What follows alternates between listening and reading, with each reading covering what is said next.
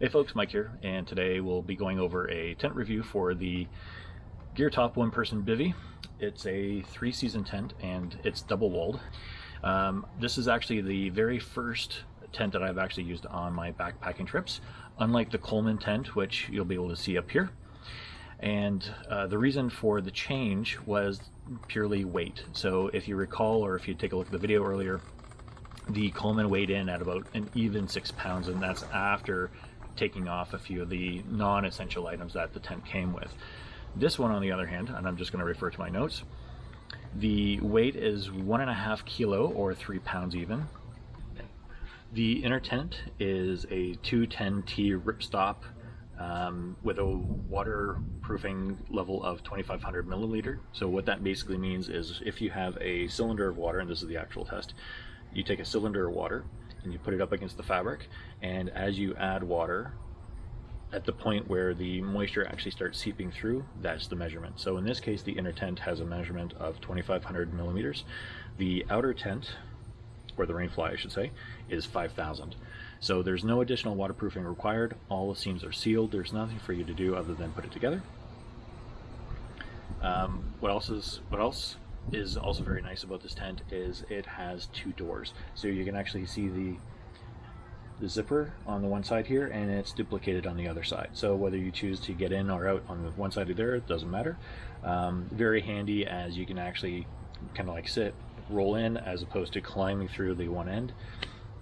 But it does have one design flaw, which we'll be showing you and discussing a little bit later. Size-wise, now you'll be actually seeing me in the tent to give you an idea. I'm 6 foot, about 270 pounds, just to give you an idea as to sizing in the tent. But it is actually quite roomy for a one-person bivy. Length-wise, it's 213 centimeters or 83 inches long.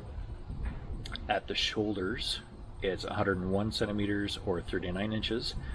At the foot, because it tapers down, 70 centimeters or 27.5 inches. And finally at the peak, so basically right at about the chest level is where it actually peaks up top, it's 91 centimeters high or 36 inches.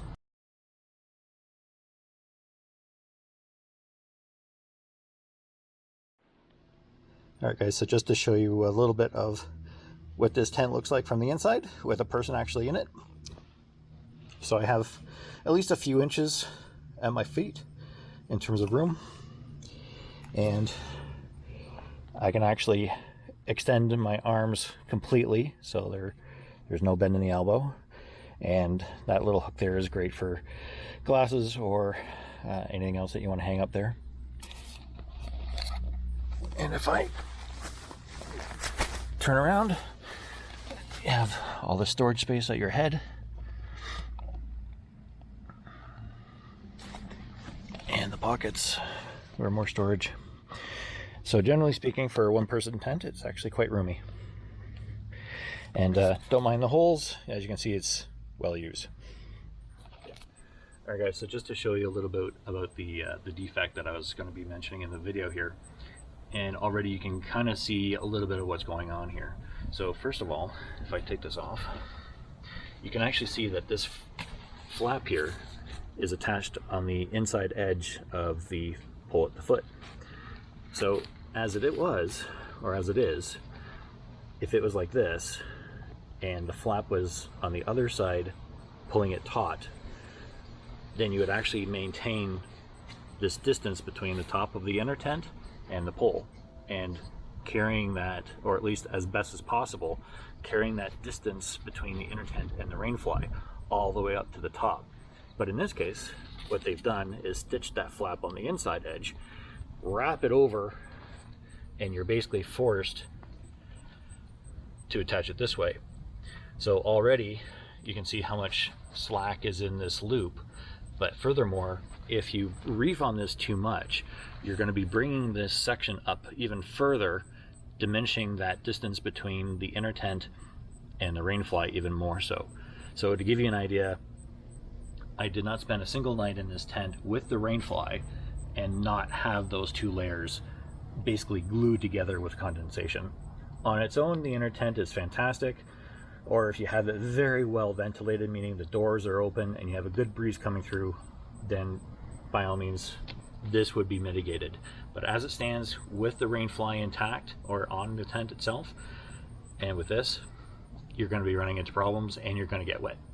I did bring this up with GeerTop and the rep through Amazon as when I did my purchase. They took it to their engineering team. So far, I haven't heard anything new about a new design.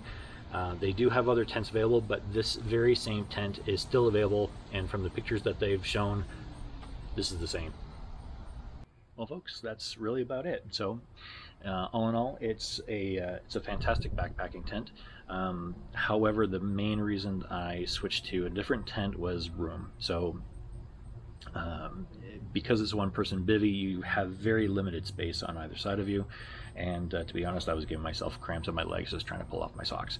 So look for additional videos coming up, and we'll discuss a two-person rodless tent, as well as a Lanshan 2 Pro, which is now my favorite and go-to tent. So back in 2019, when I purchased this actual tent, it was hovering around the $100 mark. I believe it's gone up just a bit since then. As of the filming of this video, it is still available, although I have seen the listing indicate that it's no longer available and then available. So just if you're interested in purchasing the tent, just keep looking at the site, and it'll eventually restock, I'm sure. But check below in the video's description. I've included some links to this and some other tents as well. These are Amazon affiliate links, which basically means that it will not only just take you directly to the product itself, but I'll also earn a small commission as an affiliate, but it does not cost you anything additional for the purchase itself. Anyways, guys, thanks for watching. And if you like the content, be sure to like and subscribe. It really helps me out and helps features these videos here. Hope to see you out there on the trail.